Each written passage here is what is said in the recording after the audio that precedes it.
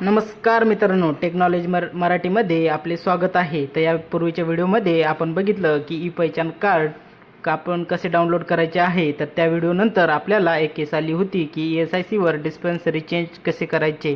तर आपण या संदर्भात आज व्हिडिओ बनवला आहे. तर तुम्ही चॅनलवर नवीन असाल तर चॅनलला सबस्क्राईब करून बेल आयकॉनला प्रेस करा.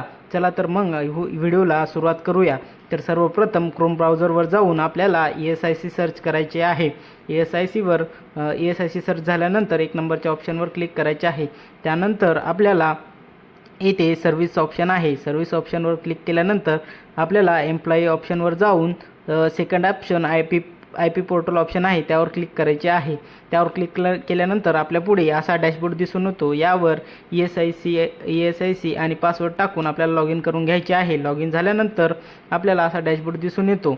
आता हे लाल डॅशबोर्ड जो आहे तो आपण क्लोज करून घेऊया. त्यानंतर थोडं खाली स्क्रोल केल्यानंतर आपल्याला अपडेट पर्टिक्युलर्सचे ऑप्शन येते. अपडेट पर्टिक्युलर्सच्या ऑप्शनवर आपल्याला क्लिक करायचे आहे.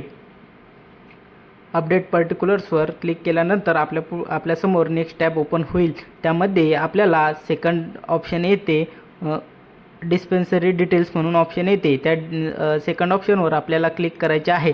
लगेचच आपल्याला नेक्स्ट टॅब ओपन होतो. यामध्ये आपल्याला आपली डिस्पेन्सरी डिटेल्स ॲड्रेस दिसून येतो. तर आपल्याला यामध्ये आपला ॲड्रेस चेंज करू शकतो. यामध्ये आपल्याला स्टेट, डिस्ट्रिक्ट आणि कुठले शहर आहे ते दिसून येते. तर या प्रकारे आपण हे डिटेल्स चेंज करू शकतो.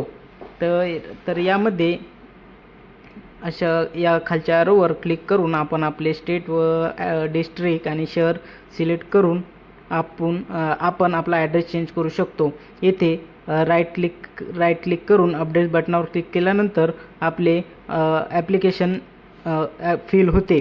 तर आपले ॲप्लिकेशन सर्वप्रथम आपल्या एम्प्लॉयरकडे जाते. एम्प्लॉयरकडे गेल्यानंतर आपल्या होम ब्रँचला जाते. होम ब्रँचनंतर ESIC हेड ऑफिसपर्यंत जाते.